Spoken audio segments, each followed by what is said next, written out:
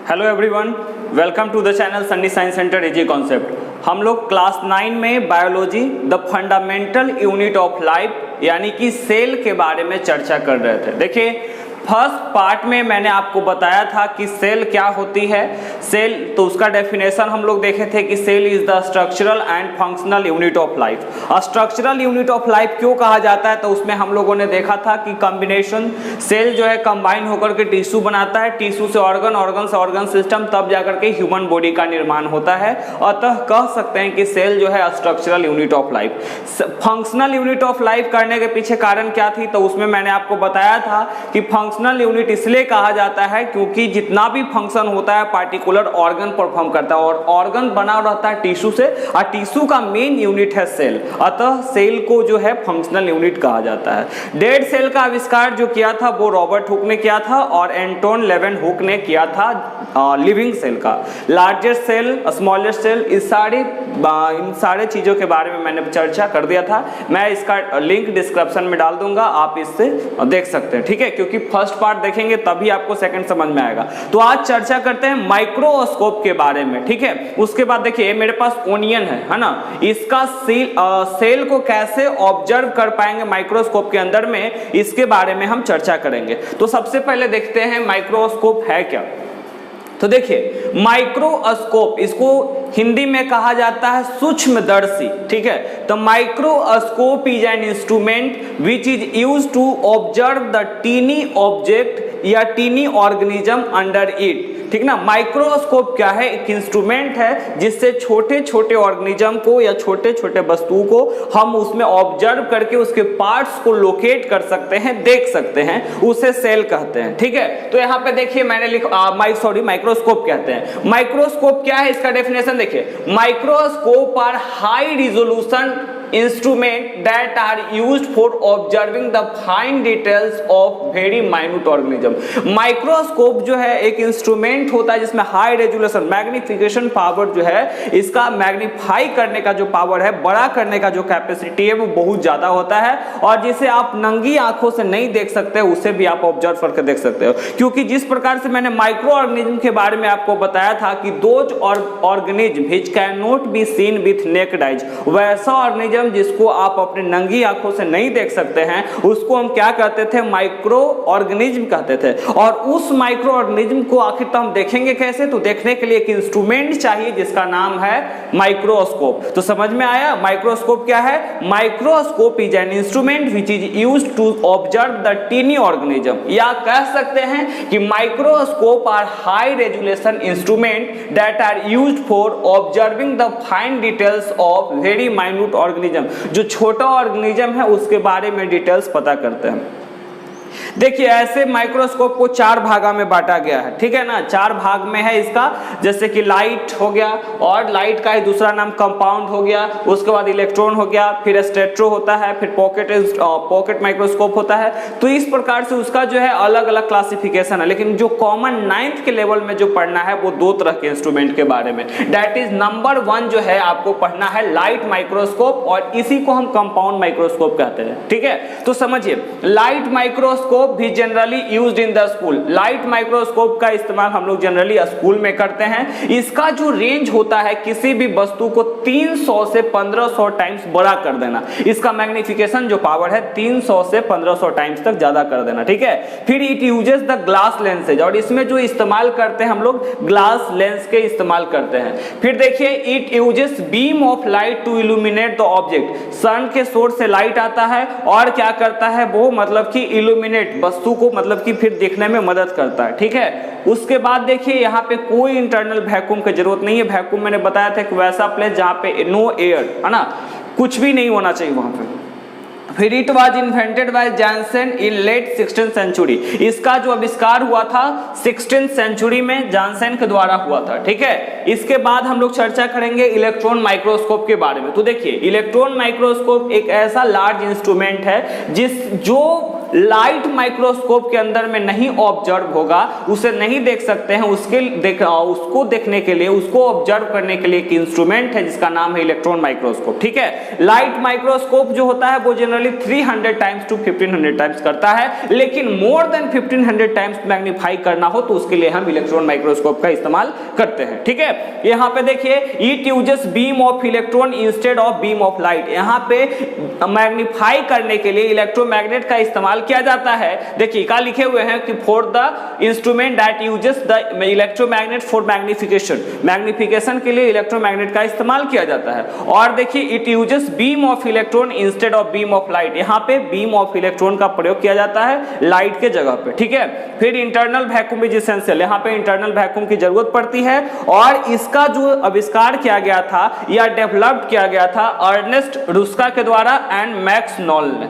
ठीक है, ये दोनों मिलकर के जाकर के इसका खोज किया था, अर्नेस्ट रुस्का और मैक्स नॉल, दो व्यक्ति थे, दोनों मिलकर के इलेक्ट्रॉन माइक्रोस्कोप को डेवलप किए थे। तो माइक्रोस्कोप के बारे में जानकारी क्लियर हो गया है। अब देखते हैं how to mount a sample of onion peel on the microscope and observe its cell. मतलब कि हम किसी भी ओनियन को, प्याज को, जैसे कि इसका अगर हम छील करके इसमें सेल निकालेंगे तो किस प्रकार से आप माउंट करोगे, किस प्रकार से इसको आप ऑब्जर्व कर सकते हैं, कैसे आप इसको देखोगे, इसके रिगार्डिंग में हम चर्चा करेंगे। तो देखिए first aid few drop of water और सॉल्यूशन ऑन द माइक्रोस्कोप। सबसे पहले आपको क्या करना है, एक माइक्रोस्कोप का स्लाइड ले लेना है जो कांच का बना रहता है।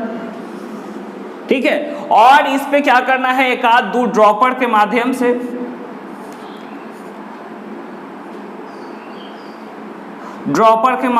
एक आध है ना, एक आध दो बूंद इस पे पानी डाल देंगे या सॉल्यूशन डाल देंगे, ताकि उसका कारण क्या होता है, जो स्लाइड आपका ड्राई है वो मतलब कि अवॉइड करने के लिए, ड्राइनेस को अवॉइड करने के लिए स्लाइड पे क्या करना है, एक या दो ड्रॉप सॉल्यूशन डाल देना है। उसके बाद देखिए take a small piece of onion peel of the membrane, मतलब क्या कर रहा है, एक छोटा सा ओनियन लेंगे, उसका पील ऑफ कर देंगे, मतलब कि जो पतला सा झिल्ली टाइप के आपको मिलेगा ना प्याज का, उसको ले लेना है। उसके बाद क्या करना है, add a drop of iodine solution on the skin, और इस पे इसका जो हम पील लिए हैं उस पे क्या करेंगे, आयोडीन सॉल्यूशन डालेंगे।